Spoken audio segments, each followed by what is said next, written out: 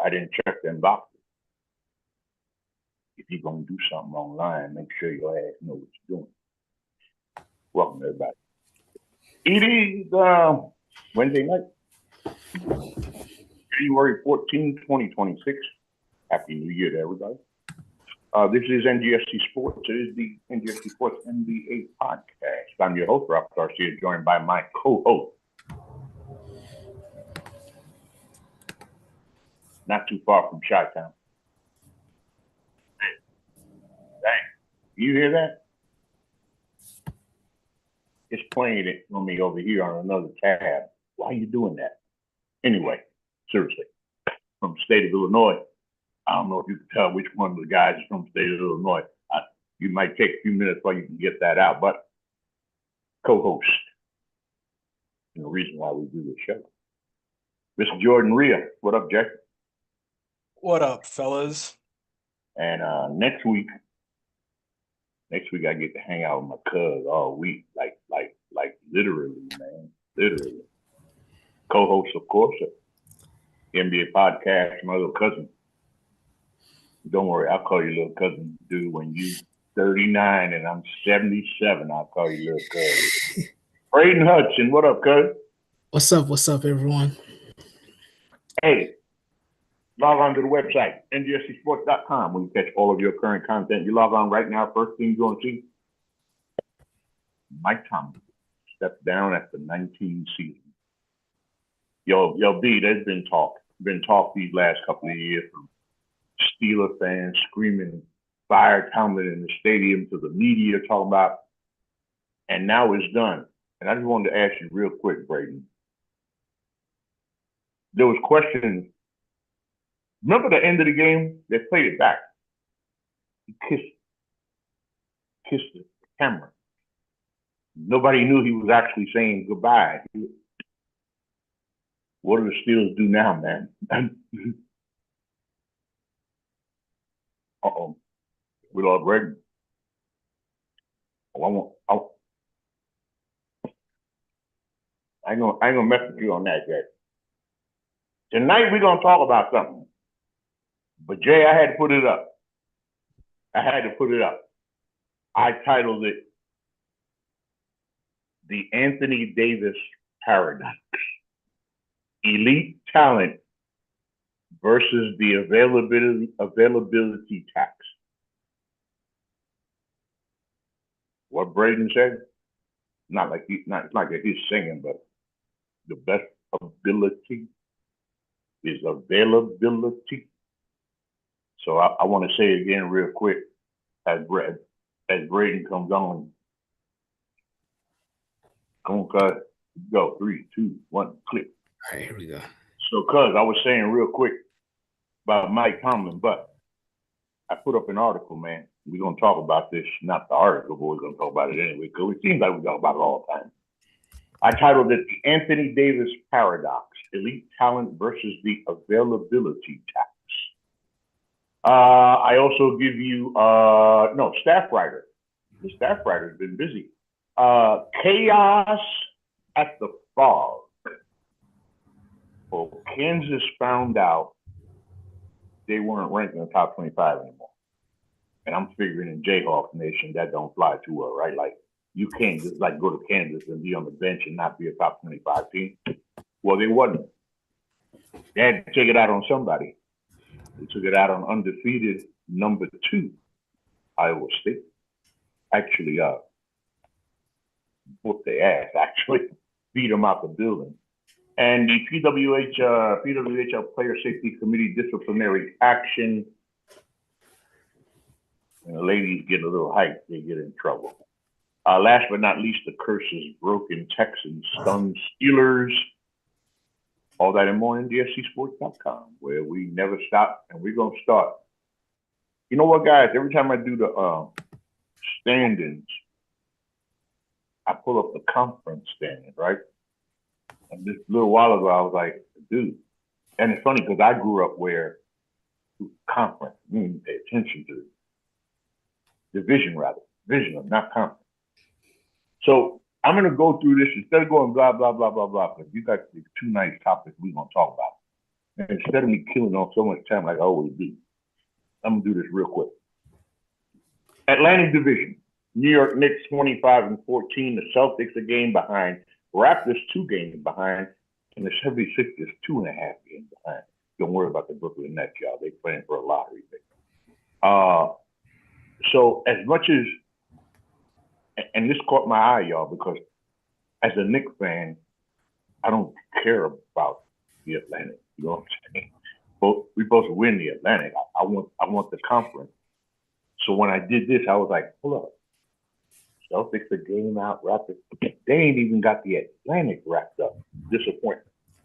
Ain't no need to talk about the Central, because ain't nothing happening in the Central except the Detroit Pistons. And that's all I'm gonna say about that. That's just a matter of which day down the road that the Pistons will clinch. The Southeast. I look at the Magic again. Looking at the Magic on the conference scale, they kind of fall down. But they tops in the Southeast, a game over the Heat, 3 games over the Trae Young-less Hawks. And that's about all there. By the way, the Northwest Division, we ain't need to talk about that either. That's like the Central. And then there's the Pacific. Lakers up by 1 on the Suns, 3.5 on the Warriors, the Spurs 2.5 on the Rockets, and that's it. Those are the standings. But it's within the standings, the things that you brought up, Jay, and I got to get back to where was that at? No, I got it over here. When the season started for the Los Angeles Lakers, started without LeBron James. Team already knew. Of course, there was the Luka trade. And what's going to happen? They ain't got no center. They got Austin Reeves. Hey, somebody forgot to tell Austin Reeves and Luka Doncic, because the way the Lakers started out, we were just like, yo, hold up. And then the question was, what happens when LeBron gets back? Well, LeBron's been back, and the integration is still happening, Jay. And let me get up here on my notes right here. All the hype. Luka, LeBron. What was LeBron going to do? Was he going to still have to be king? Or was he going to fade back and realize?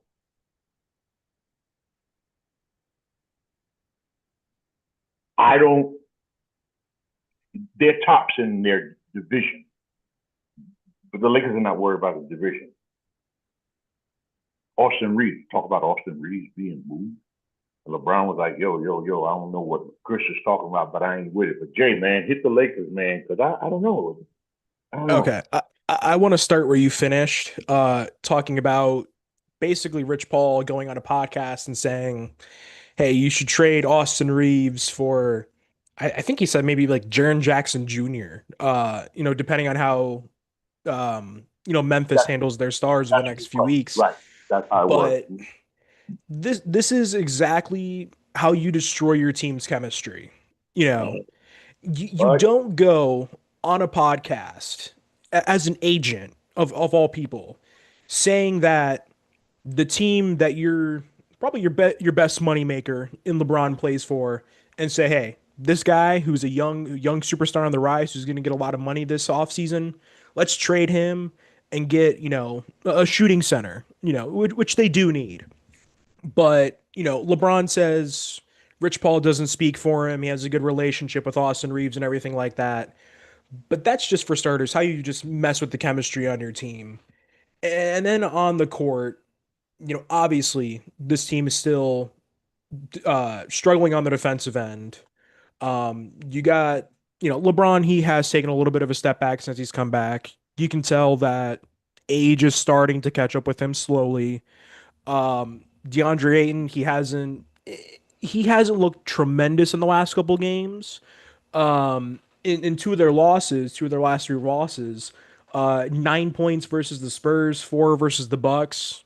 I mean, obviously both of those teams have pretty good big men, but you got to be able to compete with these teams, especially in a loaded Western Conference. But there's a lot the Lakers need, but I don't think right now that they're contenders. this season at least.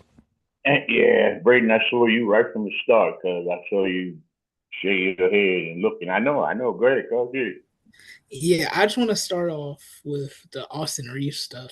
Um, as a LeBron fan, it's just weird that his agent. Now we know Rich Paul doesn't speak for LeBron, but I would hope LeBron would just come out and say, "I don't agree with what Rich Paul is saying." Basically, then like saying, I don't, I don't speak for him, and he doesn't speak for me. I think LeBron should understand that the media and the Laker fans, they need him to come out and say that he doesn't agree with what he says, because to the whole world, what Rich Paul says is what LeBron is thinking. That's objectively how we feel, in my opinion. Um, and then the trade for Jaren Jackson Jr., a 7-foot shooting center that only has like 5 rebounds a game. That no, just Right, just right, just stop that. right. And then when you look at the Lakers as a whole, like they have Luka, LeBron, and Austin's hurt, and it's really just showing that they just have 3 all-star caliber players, and the rest of those players are really not starting caliber. You're starting to see the DeAndre Ayton thing kind of come crashing down slowly. People are getting upset at his effort, his defensive intensity. The Lakers expect him to be some type of rim protector. That's just not him. Um, they have a lot of one-way players like Rui Hachimura, Jared Vanderbilt, Dalton Connect. They still have Bronny James on the roster. Like, and they can't shoot, they can't defend. They get by because they have 2 great players in Luka and LeBron, and when Reeves returns. But like Jordan said, this is a first round exit, not true contenders for this season. And here's my thing about the Rich Paul situation, right? Rich Paul, Rich Paul. LeBron's not his only customer, right? I mean, you got a stable of players, right? And you have to act on behalf of said player individually, right? I think Braden said something, I'm not sure, correct me if I'm wrong, but the perception here is Rich Paul is supposed to do what LeBron says, or he thinks what LeBron thinks. Here's my take. That ain't got nothing to do with you, LeBron. Really. Only thing ain't got to do with you. The only reason I got anything to do with you is the fact that you might say, okay, well damn, shit, the boy, my teammate, AR-15, he's my teammate, man. I don't know if I'm comfortable. I like what we're doing here. I want to keep him around. That's what I want to hear out of this now. I want to hear him be, and this is where I have a problem with LeBron. LeBron got a little bit, okay, maybe more than a little bit, that stuck up on himself stuff. You know what I'm saying? Like he's the king. I'm above. And I'm not saying that he shows it. Again, great career, respect the guy. We're lucky that we've been able to see me and my final years now. But dude, it's not always about you. This really ain't got nothing to do with you. This is about Rich Paul saying, what can I do for Austin Reeves to maximize? Now, Jaren Jackson Jr.'s talk, let me tell you something about Jaren Jackson Jr. Also linked some crazy ass rumor as a straight up swap, Karl Anthony Towns. Hold up. I like Jaren Jackson Jr., but like my cuz said, I'm not trading 10, 11, 12 rebounds a night for a 7-footer that might get me 5, 6. Nah, I don't understand. I was reading some comments, man. Supposedly Knicks fan, you know what Jaren Jackson Jr. would do defensively. And last but not least, about their chances. There's been also talk about bringing Dylan Brooks I heard some stuff about bringing Dylan Brooks to the league. I'm like, who do you want him to, you want him and LeBron to fight on the bench? You got to keep Dylan. You always got to keep Dylan Brooks away from LeBron James. I love when they play, a game together. Again, it doesn't matter. It doesn't matter. The guys already said it here, and like Braden said it. At the end of the day, I don't know. They got the talent, Braden, to get out of a first round game. But even if they do get out of a first round series, rather, they ain't gonna go much further than that. They're not further than that. The other topic, Jay, you brought up, which, and I think it's even better. Kevin Durant goes to Houston. You start looking at that young core, right? See how good they were last year, like the Pistons, a team on the rise. Although the Pistons decided to take it a couple of levels up now. Like the Pistons, a team on the rise. Young core, nice, good young talent. What do they need on there? When they get Kevin Durant, one of the most, if not the most prolific scorer in NBA history. And somehow, Jay, they fighting for playing. That roster, bringing Kevin Durant to Houston wasn't for a break. It's for the playoff, but it damn sure wasn't for the play-in. What's up with that?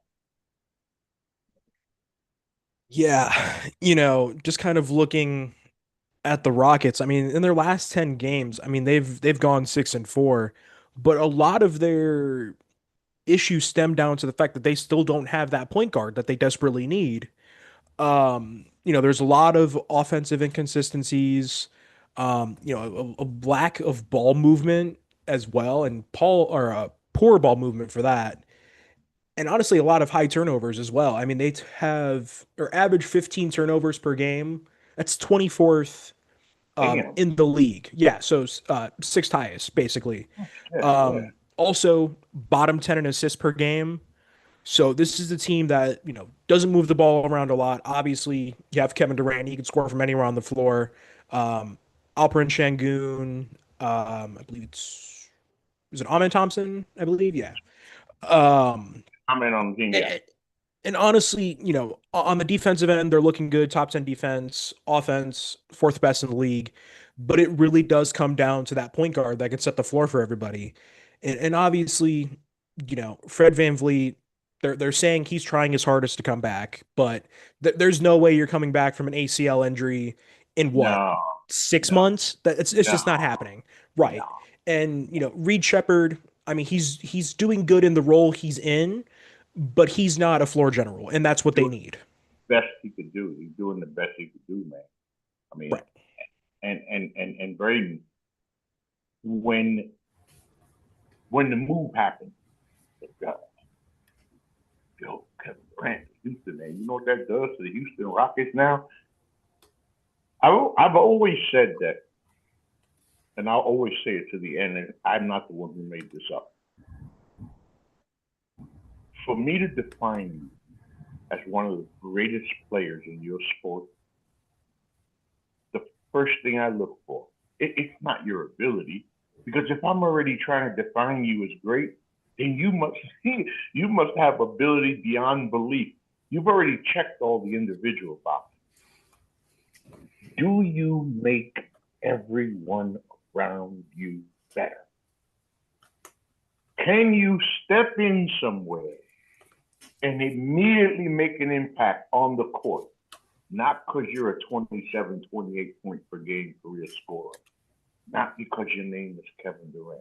Because you're the type of player that can come into Houston and take that young talent and make it better. Because I haven't seen it. And they sitting on the play-in. If Houston doesn't make the playoffs, this is all I'm going to say. And it's all you, cuz. If Houston don't make the playoffs, yo, KD, do me a favor, bro. Get a rocking chair and go home. Yeah, this is starting to become a trend with Kevin Durant ever since he left Golden State. His teams just fall below expectations. And whether it's injuries or his own play, because injuries happen in the league, so I won't give Kevin Durant that excuse. Everyone has injuries. And then I know we were hard on the Lakers, but I just I checked the standings. The Lakers are actually above the Rockets. And I had championship expectations for the Rockets, not the Lakers. So I'm just puzzling to see. I know Tari Eason and Dorian Finney-Smith have been having their injuries, and Fred VanVleet is out for the season, but that's no reason for your clutch offense to look terrible when you have Kevin Durant and Alperen Sengun on the floor.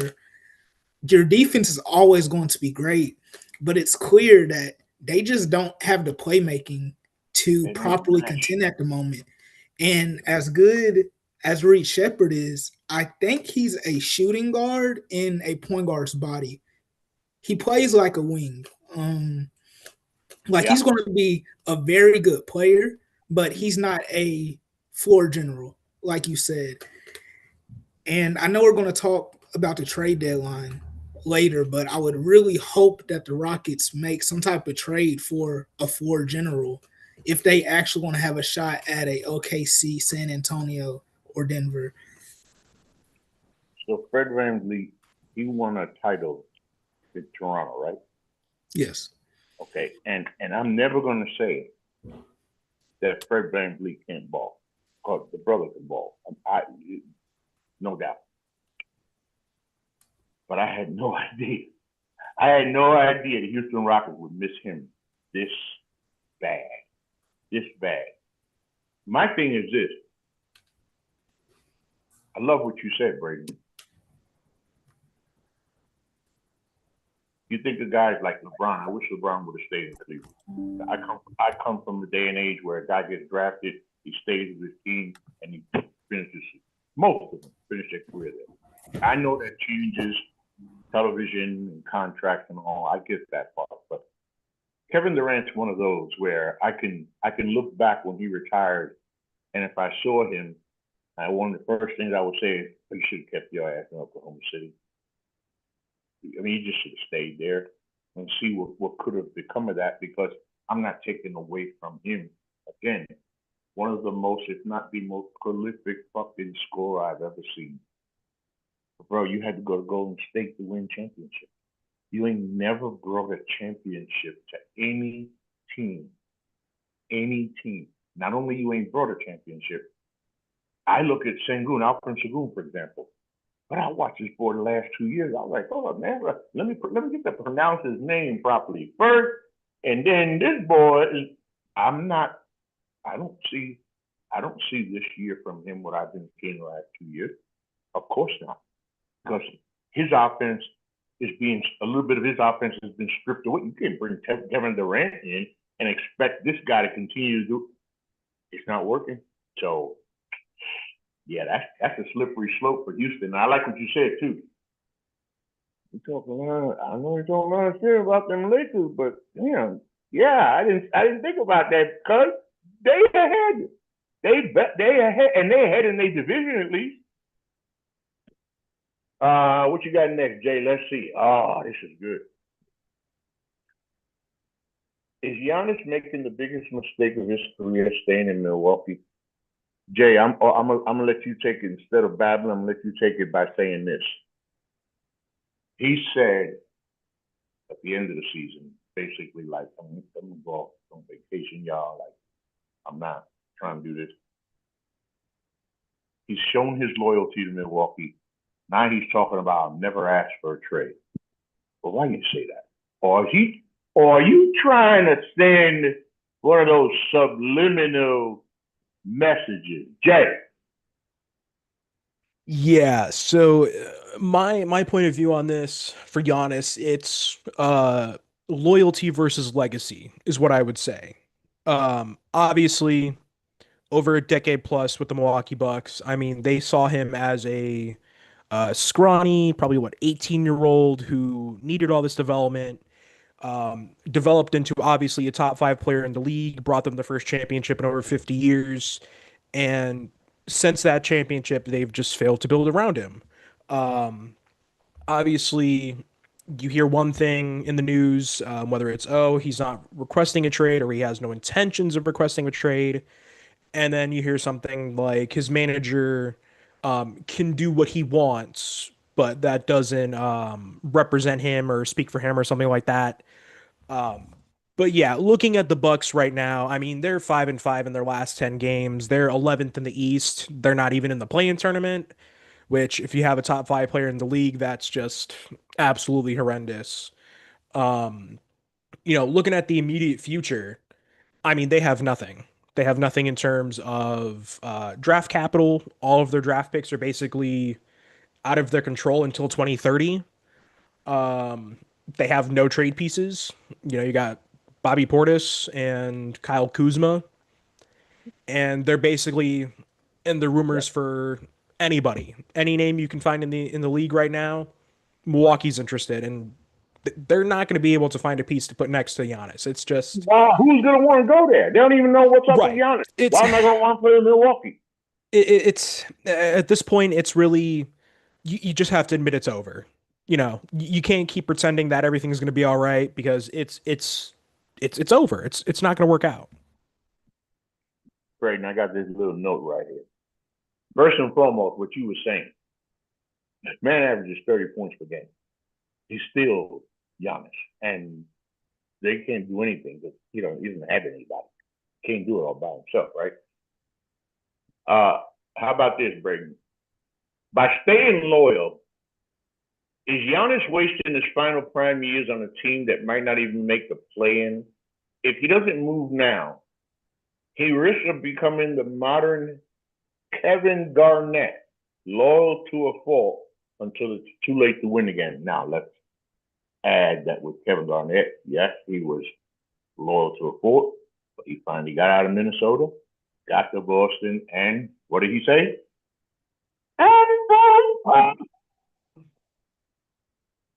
From a championship, cuz. So I think I've gotten to the point with Giannis where I feel in his head, he thinks his one ring is it like he just feels like I have my championship. Given the way he's refuting all of the reports, it seems to me like he doesn't have it in him to leave the city of Milwaukee and go somewhere else. And I think his perspective, I'm obviously not Giannis, but what I feel is he's had comments of not wanting to have a super team and jump ship.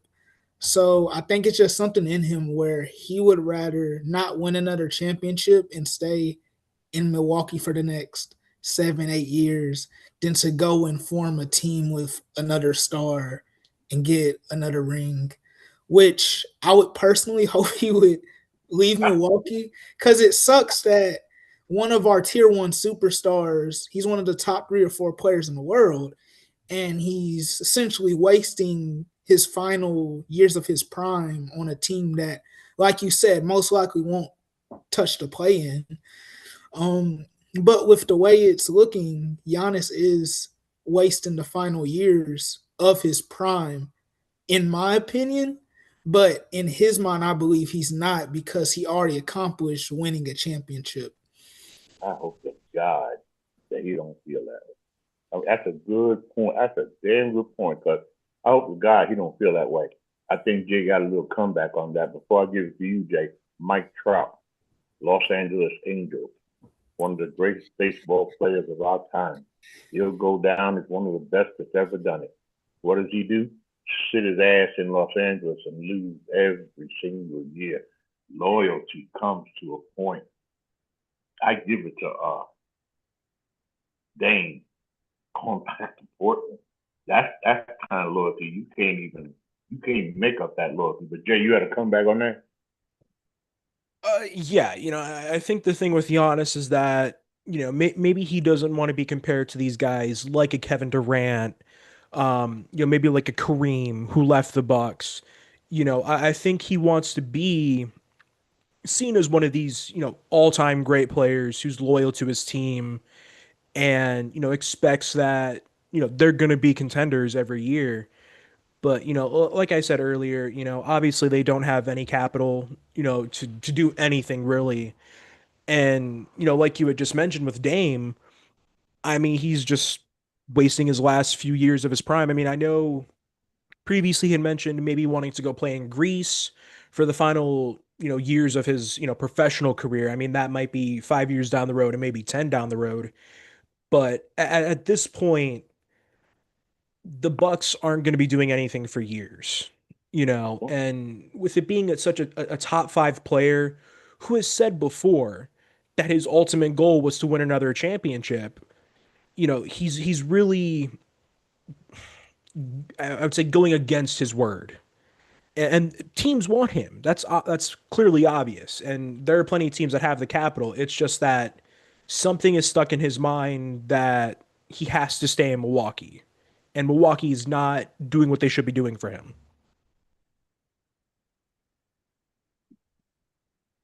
The way he plays the game, you know what I'm saying? He's like a freight train, like a motor that can't stop. Now you would hope that his heart is the same way, because I keep going back with what Brady said, man. I would hate to think that I got me a title. I don't want to cause any waves. I don't want to be like one of these guys, all these guys, man. City of Milwaukee picked me, and my brother plays with me, and I hope not, man, because that's not what it's about. It's about winning, and you got the kind of talent that deserves to win, So, all right, our next topic is still one of my favorites. Still one of my favorites. Look, to have talent, to have God-given talent. Lord, make me a big man who's 7 feet tall, who has an almost 8-foot wingspan, who's an offensive weapon, who can create his own shot. I want a shot blocker. I want to be able to come out of the tunnel and look at this guy and say, yeah, that's my prototypical big guy. So many upsides that Anthony Davis has. So many. But damn. Yo.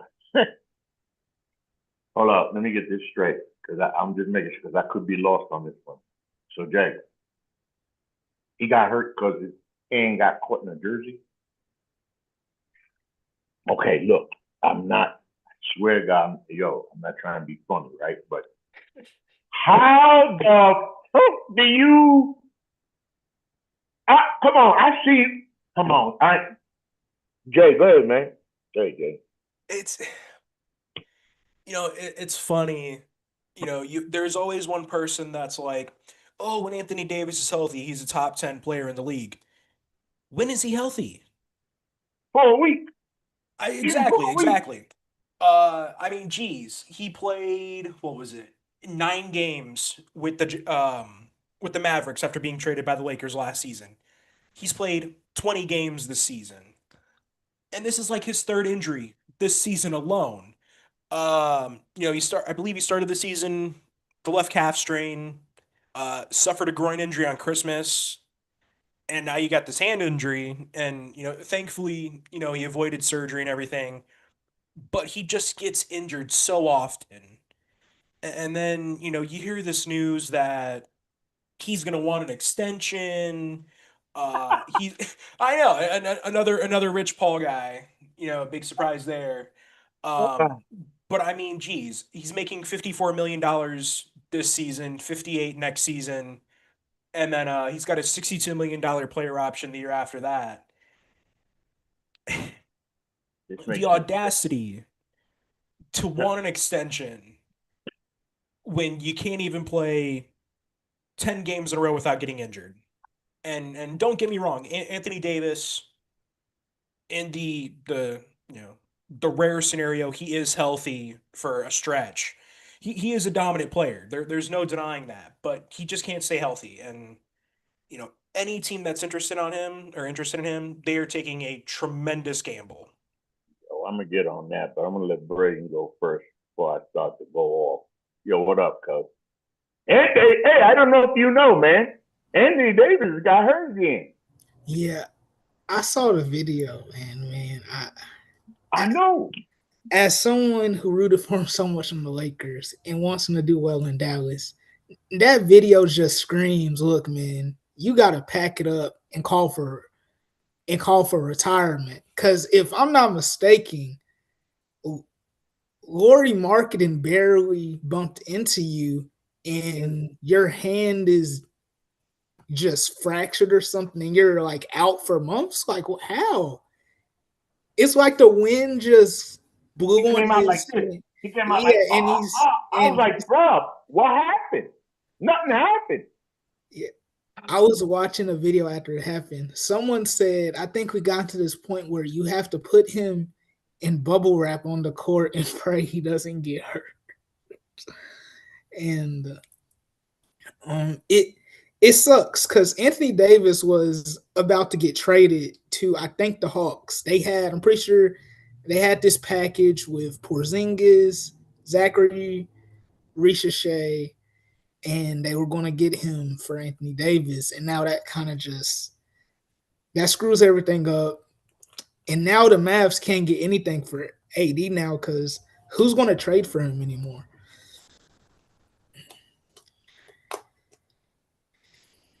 First of all, the extension. Yo, AD, I'm from the hood, okay? I'm talking about hustling, street. Up all night for 3 days, man. Trying to make $5 out of 15 cents. And you want an extension. That, again, this is where I have a problem with the players of today. You know for a fact that a team is lucky if you could play 60 games. Matter of fact, you know that the 65 game rule you really don't like? That's perfect for Anthony Davis. He never has to worry about winning any award because he ain't never going to play 65 games. Now, you're an NBA team who's that kind of player away from a title, from a deep championship run. You want to pull the trigger, but you're going to have to use a plastic gun, and you better hope he ain't in the room when you pull the trigger to the plastic gun, because a piece of plastic might fall off and lightly fall on his foot, and he'll be out 6 months. I don't understand. Braden, I saw the video. I played it back. As a matter of fact, it is the cover, the article that I wrote, that the staff writer put up. That's the feature image of him like this. And as I watched it, and he like, oh, shit. And I was like, wait a minute, hold up, I missed something. Because nothing happened. Dude bumped into him, a bump. It was a bump. It was a regular NBA bump. And you got to have surgery. You're going to be out 6 weeks to possibly months. Somebody needs to get up in that side of that boy's head and tell him you got enough money and you still going to make money after this is all over. God. That blows up. Optimizing application. Never seen that before. Cool. You said the Hawks had something going. Now what? For other teams that were, who wasn't considering seriously, who team seriously considering this guy? Huh? You don't have to worry about that now. He's gonna be a Maverick. And it sucks because, by the way, this segment is a countdown to trade deadline. I don't. All I can do is laugh. Yo, bro, you can get a rocking chair too at the end of the year. You can hang out with KD. Y'all can work on TV or whatever, but it's time to give it up. Then there's this other guy. So the Memphis Grizzlies make it very clear that they are open to hearing for trades for Ja Morant. Didn't we just get off this damn thing with Anthony Davis? Oh, my bad. The difference is Anthony Davis can't stay healthy. And John Morant cannot capitalize on his abilities. Yo, I watched him in college. I said, man, when this boy gets to the NBA, and sure enough, he got to Memphis, and Memphis took off. The thing with Ja is he's got this wild style. He doesn't have a jump shot. He's not an outside shooter. He's not a guy he's going to turn around that fadeaway. He's a high-flying act. And, Braden, I'm going to you first. The thing about Ja Morant going to another team, he's going to have to go somewhere because he got talent. You take Ja Morant, you put him in the right situation. First of all, Ja, you need to tell your daddy to shut the fuck up. Go somewhere. Go somewhere real far. Second thing you got to do the same thing, son. Shut up and listen. Get somewhere with someone who can teach you the fundamentals of the game. Because the ability that he has is crazy. Think about it, y'all. Somebody gets in Ja's head, bang, the light goes off. He builds an outside shot. He builds his offensive game. Not that high. He can add that high wire flying shit. Because he can do something. But Ja's already had 2 incidents with a gun. Now I'm worried about him shooting himself in the foot. Because he's another one like AD for different reasons. You want Ja. I'm a Knicks fan. Ja in New York in the Garden, and then at the same time, my voice is like, yeah, but who you gonna get? Cuz?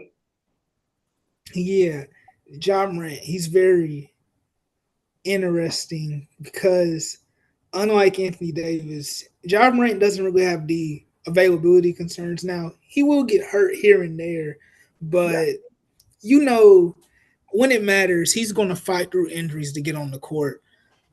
So with Ja Morant, I think we mentioned in the past, of course, it's really with any star that has character issues, you want them to go to the Miami Heat to get them straightened out.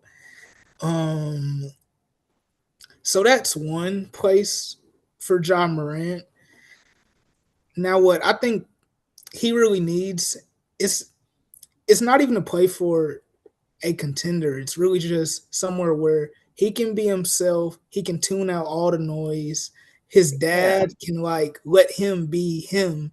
Maybe he needs to have a talk with his dad. Like, you need to let me be on my own. I don't need you to be on the court side, beefing with Shannon Sharp a few years ago or something like that when he was fighting Shannon Sharp or whatever. He just needs some stability for himself because I believe his potential isn't ruined. I feel like Zion Williams' potential is done.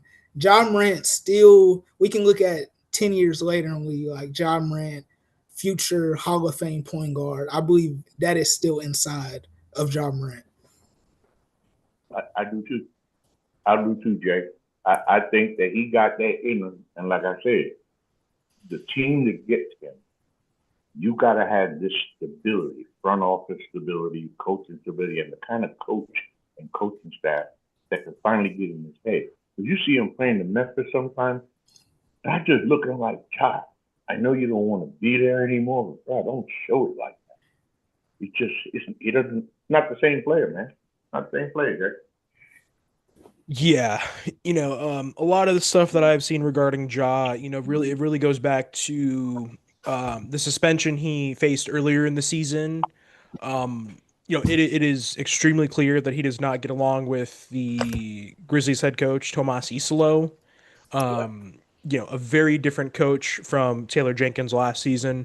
But, like Braden mentioned, I think Miami is probably the ideal destination for Ja Morant. Mm-hmm. Obviously you got Pat Riley in the front office. You have, one of the best coaches of the modern era in Eric Spoelstra. You have that Heat culture where, you got a lot of these, hardworking guys. I know they used to bring up a lot of guys from like the G League and undrafted players and stuff like that, but that is where you build your work ethic. And I mean, Ja does have I would say a hefty contract. Um, let's see, 39 million this season, 42 next season, and then 44 the season after. But I want to bring up something I heard on the Hoop Collective podcast. This is from an anonymous executive talking about John Morant, and he basically said the combination of a pain in the ass, injury prone, not that good anymore, and a big contract is a bad one. And that pretty much sums up Ja. He still has his on the court, off the court antics. His play has gone down this season. Obviously some injuries have played into that, but I think this is kind of a case like Jimmy Butler last season. He's not happy in his situation. If you get him somewhere else where he's going to be happy, I think you're going to see a bounce back. And then, like Braden said, there are some maturity issues there. I think his dad is clearly in his head too much. And if you go to a place like Miami, I think you would see a lot of you would see a lot less of that. But I think if Ja gets traded before the deadline, it may be a big domino effect. With players like Jaren Jackson Jr. Yeah. and It what could obviously, happen from that. yeah, obviously it would signal Memphis making a clean slate, what they call that, a seismic shift right there. So they would have to, yeah, at that point, I would think Memphis would say, well, let's blow this up with what they have. But it's just a shame because, and I was thinking Miami too, because like I said, somebody got to get, he got too much talent, too much talent. So I hope so. I hope so. Now, here's the part I don't understand. Y'all gonna explain this to me real good, okay? What's all the beef with Michael Porter Jr.? Like, I'm not gonna say he can't play, but like, why all of a sudden I'm hearing his name? Like, ooh, what am I missing, Jack? I think going back to before he was drafted, I mean, he was touted as, I believe, as the number one, you could say, prospect, I believe, in the 2018 draft class before it was all said and done. And obviously, during his time with Denver, he was essentially the third man on that roster, a pivotal part of that 2023 championship. But, so far in Brooklyn, he's played like that number one option. I wouldn't say, tremendously efficient. Well, I take that back. This season so far, he's looked pretty efficient. About 26 points per game, 7.5 rebounds, a career high 3.5 assists. But I mean, he's shooting nearly 50, 40, 80, you know. So I think there is potential that, he could be another pivotal piece for a championship contender. And, like Anthony Davis a little bit, like the Bucks, this is a guy who's highly sought after just for what he could offer. I don't think he's the number one option, but if you look at a team like the Warriors or the Pistons, maybe even the Bucks, he could be a really good second or third option, especially with the way he's playing so far this season. I tell you what, I know I heard words about pairing him, getting Kuminga out of Golden State, getting him to Golden State with Steph Curry, that maybe he could be the piece. Please stop it, y'all. Stop. Unless you get Giannis to Golden State to play with Steph, maybe then we can start talking about a deep playoff run, a possible championship for Steph. But I don't know. And by the way, the numbers that you read me, somebody got to be the eighth in Brooklyn. They got nobody. So I don't want to take nothing away from the boy, but you're not gonna tell me cause that some of those numbers that he got is attributed to the fact that what other option do the Nets have? That's true. He is having an incredible year. It's definitely a career year for him. Right. 26, 8, 3, essentially 50, 40, 80. I think what helps Michael Porter Jr. is we know he is a champion. He's a winner. He was a part of the Denver Nuggets core for a long time. And he really got traded for two factors. Last year, he dealt with injuries, and in the postseason, his shooting shoulder was hurt and he shot terribly. And with Michael Porter Jr., if he can't shoot, he really can't affect the floor well. And his contract situation, he's making 40 million. And Michael Porter Jr., even as good as he's playing this year, isn't worth 40 million. So that would be an issue in trade talks. So if he were to get traded to the Warriors, they would have to essentially pick between Jimmy Butler and Draymond Green. And I hope they wouldn't be so headstrong on Draymond and they could just trade him for MPJ. And then with the Pistons, they would have to find something, maybe package Karis LeVert, Duncan Robinson, and Tobias Harris contract and get MPJ. I'm not sure if he's worth all that. In my opinion, 3 rotation players for a shooter, a great shooter at that, but his 26 points per game would go back down to like 16, 17. Of course it will. Of course So, it will. He got Gordy stats. Again, nothing against him. You got Gordy stats because somebody there gotta have Gordy stats, and at least he's good enough, especially the best player on the Brooklyn team, to have those stats.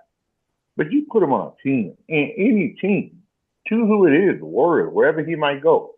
Like you said, he's a 14, 15, 16 point a player game.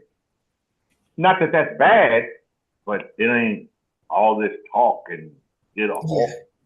No. I want to add, it's really because of his contract. Michael Porter Jr. is hard to trade because Lauri Markkanen, on the other hand, even with his contract, he is the caliber of player where I would trade Duncan, Karis LeVert, and Harris for a Lauri Markkanen, in my opinion, to get you over the hump. I just don't think a Michael Porter trade is really getting a team over the hump at this. No.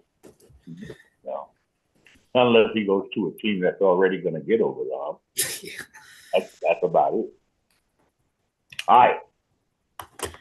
Nice little topic right here. Buyers and sellers. Trade deadline approaches. You got to have buyers. You got to have sellers. Take it away, Jay. Yeah, so I essentially what I did for this, I picked one team for each. My buyer, I'm gonna say the Boston Celtics, and let me tell you why.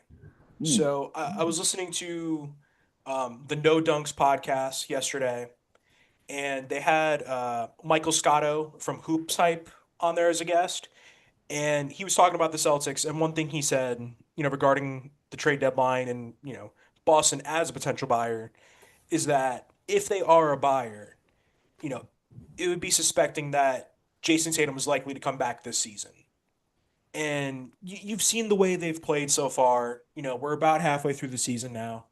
They are looking like a pretty solid team. I know we've had this talk pretty much every show the No. last month or so, about Jaylen Brown's performance and the way he's just looking so far.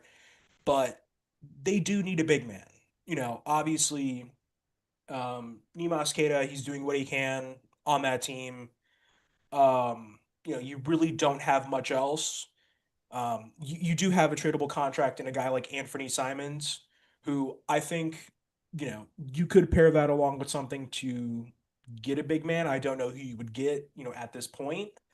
Obviously, you got guys like Anthony Davis. You could try for Jaren Jackson Jr. But if Jason Tatum does come back, or you suspect that he's going to come back, whether it's late March, early April, you have a pretty good shot, in the Eastern Conference right now. I mean, there is no set, you know, contender, I would say, coming out of the East. So I think Boston, is a team we should really look out for over the next couple weeks. They should be in a lot of rumors for big men, because they probably are just missing that piece to become a contender once more. That's his buyer. Let's do buyers first. I like that you didn't say seller. We do buyers first. Cuz, who's your buyer? My buyer, at first I was going to go with Houston, but we kind of already know what Houston needs. Everyone knows what they need. So Yeah. I'm going to go with the Minnesota Timberwolves. I looked at the standings. They're right up there, fourth or third in the West. They started off the season kind of shaky, but then I've noticed after they picked up that win versus the Thunder, they've been rolling ever since. And when you look at their roster, they're pretty deep and they're ready to compete for another conference finals appearance. But I think they need one more ball handler. So in the postseason when Ant is getting double team, he can have someone else who can create their own shot. Um, I'm not really sure about all of the point guard or shooting guard options that are available, but if they can get like a 12 to 15 point per game score, that could give you like 5 to 6 assists a game. That could really take some pressure off his shoulders. I think really like a Dennis Schroeder from the Sacramento Kings. You get Dennis Schroeder on that team, can maybe even start for you. Um, yeah. All right, so I got to pick a buyer. Yeah. I got a 1 and a 1A. My buyer is the San Antonio Spurs. Why? Well, when you talked about the Spurs last year and you looked at their expected trajectory, this wasn't the year that they were going to be ready. I mean, Wembanyama's a rookie, going to come into his second season. They made a couple of moves, but the time is now for San Antonio. You look at that team, and I'm looking at Wembanyama and his stats. We know what he can do as a player. I'm not, again, the things that he can do at 7'5", again, humans shouldn't be able to do that. But I see him playing 20 minutes, 24 minutes, 23 minutes, and getting 25 points, 11 rebounds, and getting 17 points, 14 rebounds, 4 blocks. He getting full-time stats on part-time minutes. I mean, how many players playing 40 minutes a night would love to have the stats that Victor Wembanyama has already? You get Michael Porter Jr., I don't know, maybe a Darius Garland. You get yourself a playmaker in there. Go with the rest of this crew. They've already shown Oklahoma City. If Oklahoma City was wondering, can we get past the Spurs in the playoffs? They already answered that question 3 times early. It ain't going to be that easy. And my other buyer, only because, is the Oklahoma City Thunder. I mean, you look at a team that has assets. I mean, they got assets. It's not even fair. First round picks, the picks that they have in drafts coming up, it's not even fair. They could just turn around and say, you know what? Let's call Milwaukee. Let's see. Let's make Milwaukee an offer and Giannis an offer. They and he can't refuse. Just the thought of Giannis and SGA on the same team, my brother, scary. First seller, Jay. Before I say that, before I say my Yeah. seller, I do have a question from what you just said. So Uh-huh. if there were the scenario where the Thunder were to make an offer for Giannis, who would go along with all of that capital? Would it be Chet Holmgren or would it be Jalen Williams? Because obviously one of those players has to go. Yeah. And they're gonna want Chet.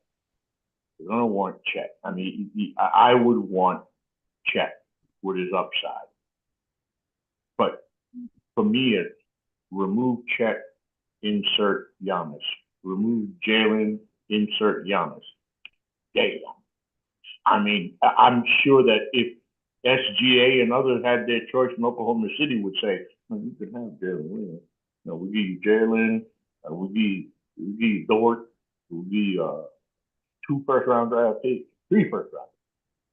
Make it to the point where Milwaukee looks at Giannis and say, look, I know what you said. Supposedly you said you would never ask for a trade. We never said we wouldn't trade you.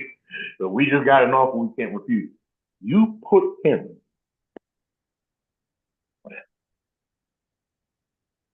Because think about it. Braden said it earlier, and we watched it many times. What a change of scenery can do for a player.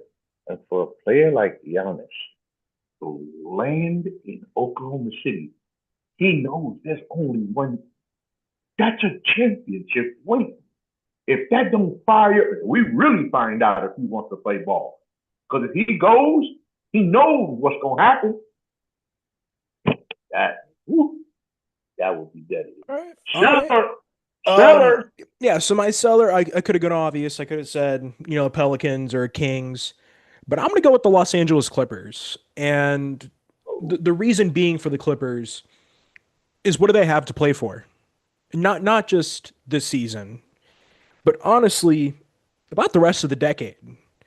2026 this year, the Thunder own their pick. Okay, it's probably going to be a top 10 pick.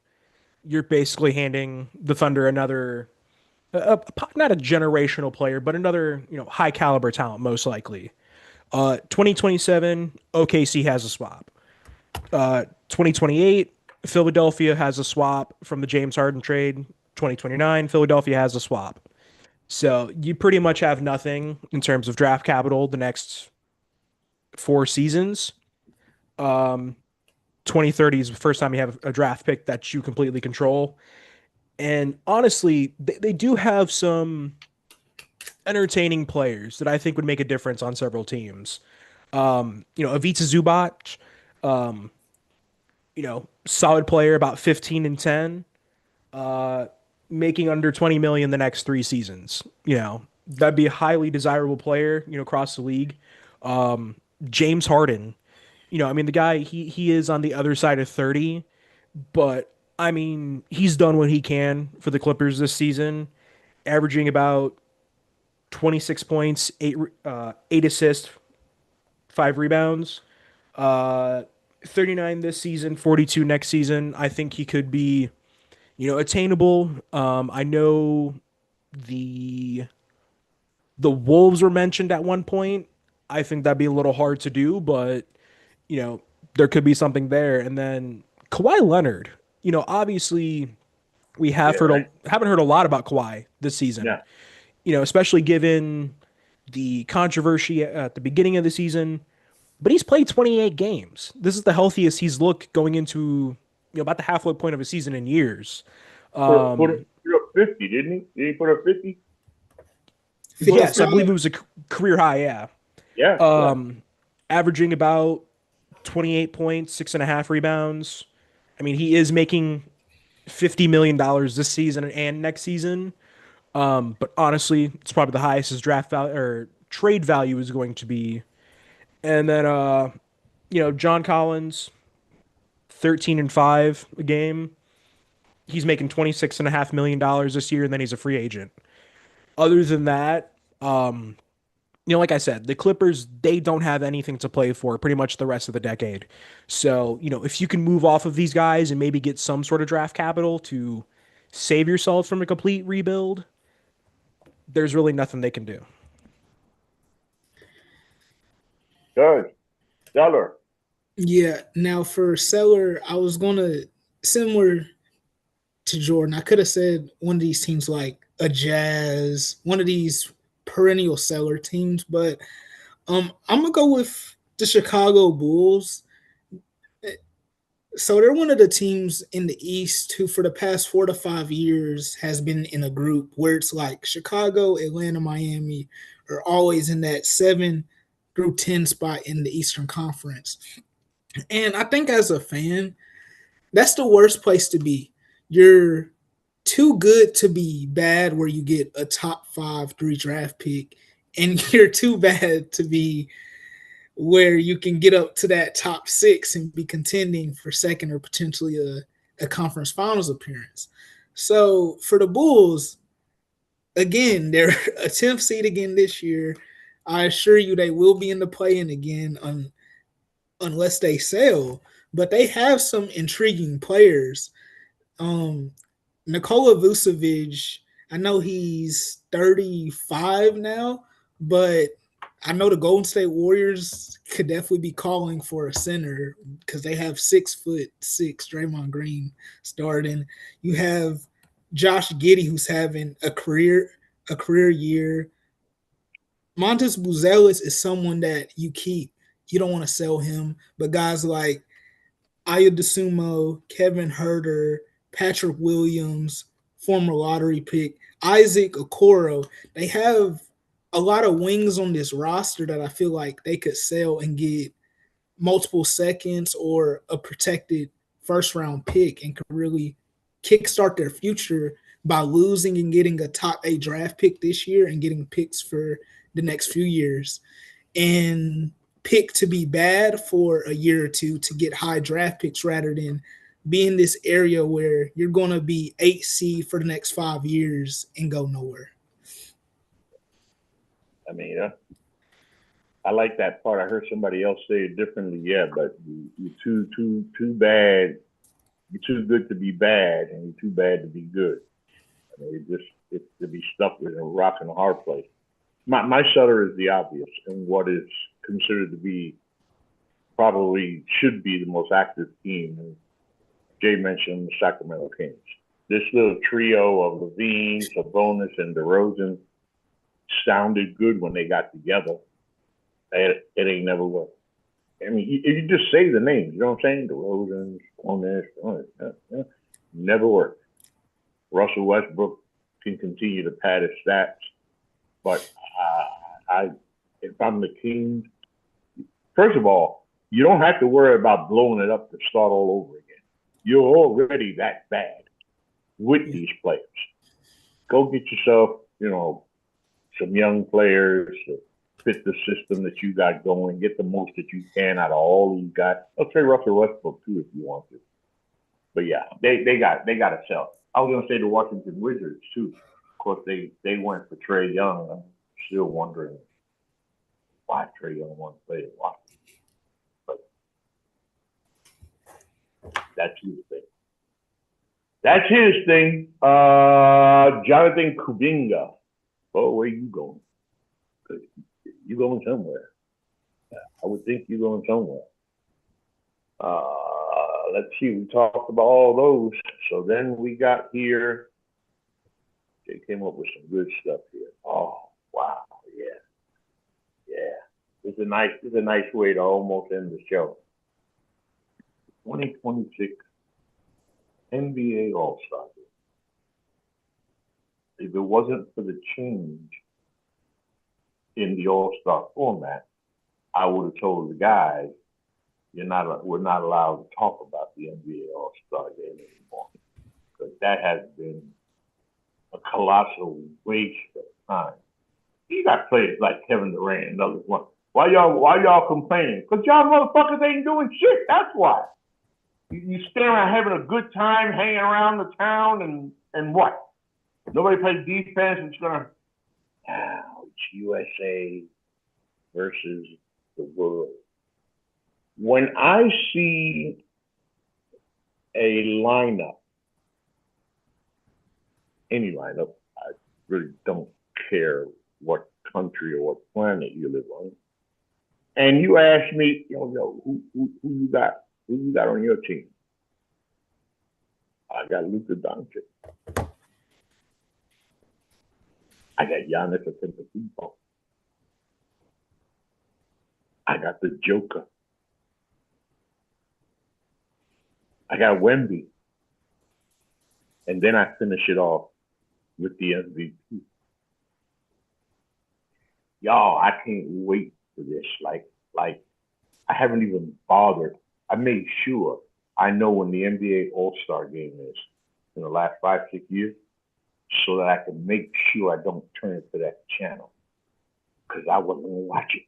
I haven't watched 1 second of an NBA All-Star game in probably 8, 9, 10 years.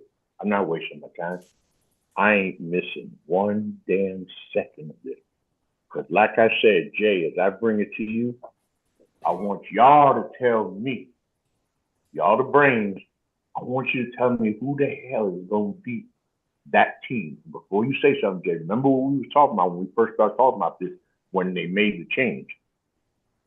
You know these boys, Joker, Luka, SGA, Wemby, Giannis, ain't nobody coming half-assing. They coming out to play.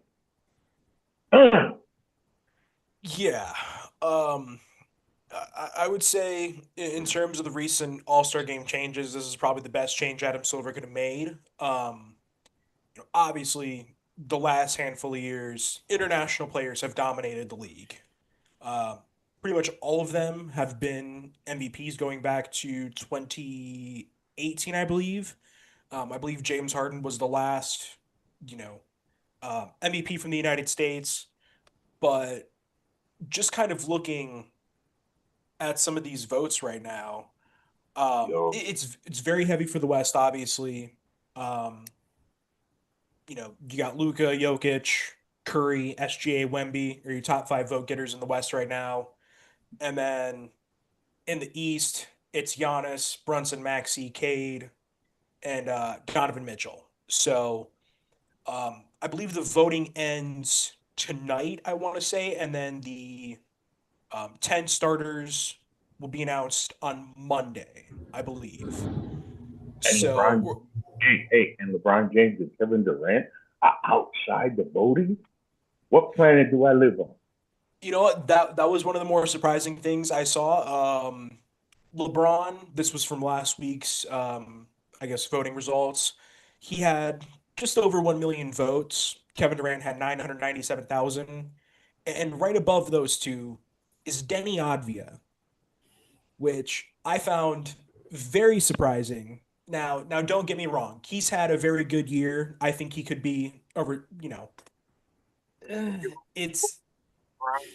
PD, I damn. would, I would say a guy like Denny Advia. Unfortunately, he has you could say a snowball's chance in hell right now, just with how stacked the world team is going to be. But let me say this: there's one player who absolutely has to be an all-star this season, and if not, it's just never going to happen, and that's Jamal Murray. The way he has played Yeah. this season, he has carried the Nuggets without Nikola Jokic. Yep. He is absolutely dominated, even with Nikola Jokic on the floor. And this is a guy who has just historically started off the season, on a bit of a lull and would typically pick it up in the second half. But right now, he's averaging 26 and a half points per game, 7.5 rebounds, about 5 assists. This guy, probably more than anybody else, deserves to be a first time All Star. Anthony Edwards, Jason Tatum, Booker, Halliburton, Bam Adebayo. We can come up with a couple of other names, but please help me come up with some more names on the USA squad. But I ain't read one name. Ant's gonna get his. The one thing I love about that boy, he talks, but damn, he's serious about his game.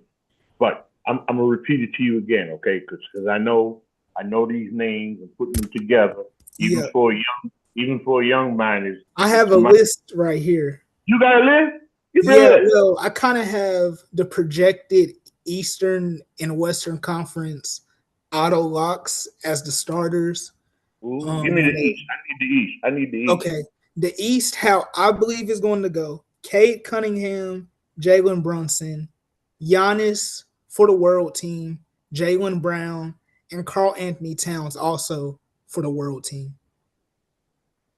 And then for the West, I feel like it's going to be Luka World, Jokic World, Wemby World, Shea World, and then Ant as your finals starter. So eventually, like, they're gonna have to match 5 players with Luka against Luka, Giannis, Jokic, SGA, and Wemby, right?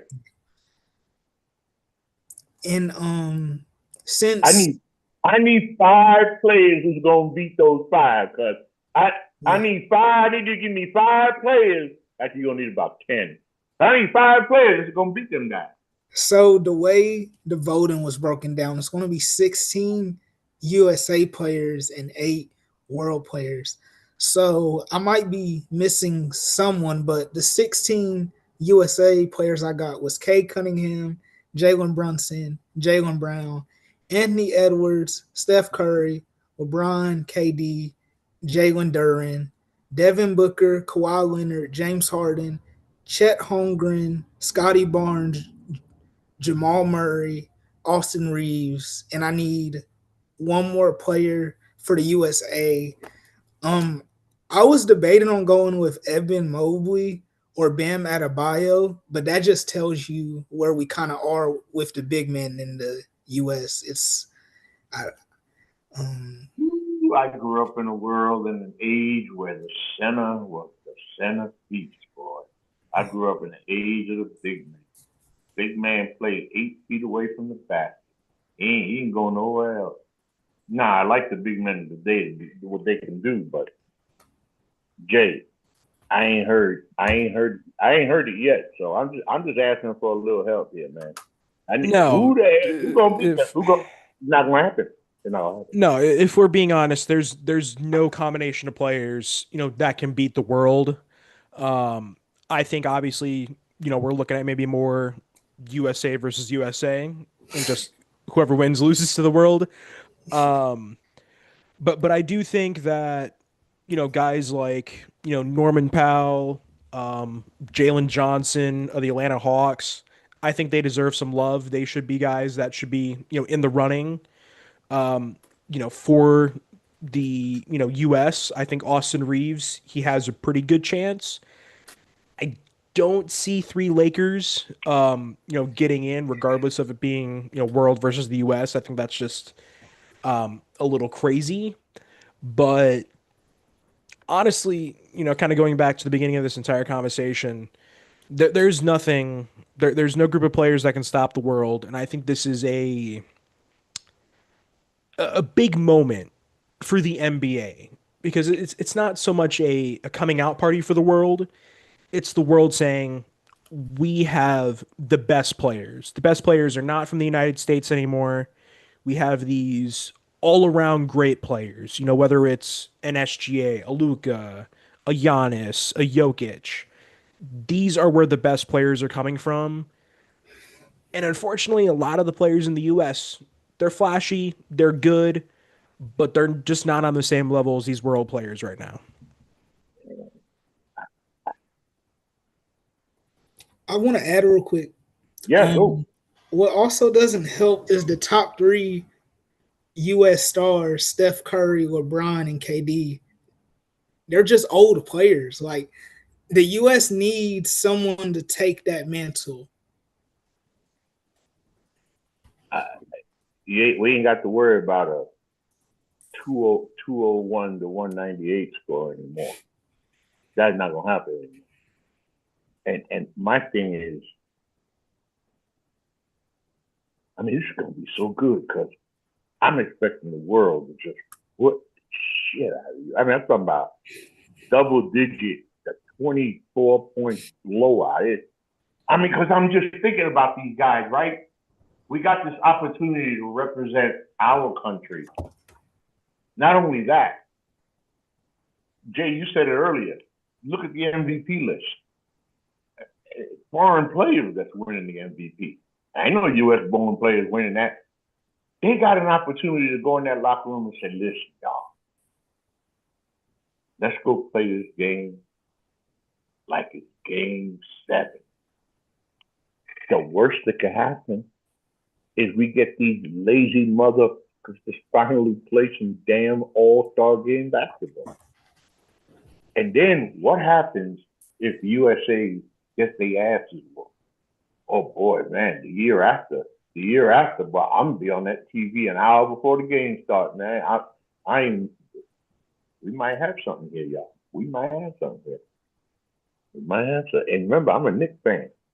Dying to see my boy Jalen Brunson in that game. Well, you and others, you, Cade, or whatever, y'all have to pull off some serious miracles, man. Serious miracles. All right, we reached that point where I asked the fellas, Braden, final thoughts. Final thoughts. It's always good to be back on the show. I'm excited to see how the All-Star voting goes, because it's the first time in forever where a LeBron, KD, or Steph won't be in the starting lineup. Most likely, unless Steph gets in over Anthony Edwards. That's really the only option. I don't see him touching Luka, Shea, Jokic, or Wemby. That's just out the question. That's gonna be weird watching the All-Star game with them boys on starting the game on the bench, right? That'd be really weird. Jay, final thought. Yeah, so like Braden said, always great to be a part of the show. Looking where we're at, I believe I want to say 3 weeks from tomorrow is the 2026 trade deadline. So, I'm definitely interested to see, how the next couple of weeks go. I think we are going to see at least one more big player, be traded. And I think it is going to shape, a contender, heading into, the back half of the season. Yeah. I'm interested in seeing the San Antonio Spurs close the gap. Like I said earlier, Wemby's playing part-time minutes and getting full-time stats. What happens when Wemby starts playing full-time minutes? The stats is going to get stupid. If the San Antonio Spurs make a move, I said it first show. I said it the end last show when Oklahoma City won the championship. I said it when we started the new season. Oklahoma City, congratulations. I'm not saying that anymore. I take that back then. And nobody can argue that, because it isn't that Oklahoma City isn't, but they're 34-7, y'all. Come on. Now, of course, they're great. But I always say this about players, like, so-and-so doesn't know how to play. And in this case, I'm going to say, Victor Wembanyama, he still ain't even figured out how to play NBA basketball yet. He's still working on it. He's still working on that. But it's coming to him so fast. And I saw him and I'm thinking, okay, this is a transformational player, right?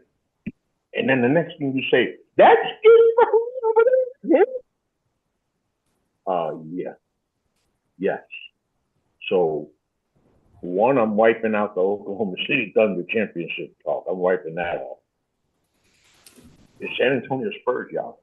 I mean, I'm so impressed with the way they have played. And I'd like to see if they can make that push. Obviously, trade deadline, like you said, Jay. Who's the next? Who's the other big name? Or is it going to be even crazier than we think? And last but not least, some final thought. Which one of y'all gonna pull the trigger on Anthony Davis? I can't even wait. If that happens, hey, that's gonna have to be a segment by itself. Because if you get him, you're gonna get a couple of good nights. Go ahead, Jay. Go ahead, Jay. No, you know who could use a shooting big man right now like Anthony Davis? The Los Angeles Lakers. That is really good, Jay. That's good, and it's sad. Because even an unhealthy Anthony Davis, which is basically what you get, is better than what they have now. Yeah. And you know who could use a point guard? The Dallas Mavericks. See, why don't we just make the trade again? Yeah. Can we redo? See what happens, man? See what happens? And Dallas, you might as well, like I said, just put what's the name? The rookie in the corner somewhere by himself. You can get rid of everybody else. You start all over again. Because we were thinking what? Anthony Davis, Kyrie Irving. Ooh. I wonder what Kyrie's thinking. Where the hell am I going to play now? Thank you for joining us this evening, folks. This is the NGSC Sports NBA podcast. If you like it that we're on YouTube, I was going to try to figure that out, but obviously we could do it this way right here. Remember the website, NGSCsports.com, where you catch all of your current content. Next week, I'm going to get my cousin Braden's going to be right next to me. So what we got to do, Braden, is we got to hook it up where the camera is. We got to hook up a desk. I got like 4 desks. We're going to hook it up. You're going to be behind a desk. Oh, we do it upstairs in your room. Hey, we got nothing but room up there. Put the camera like over there so we could be sitting behind the desk side by. All we need is Jay over here. Thank you for joining us, everybody. We'll see y'all next week.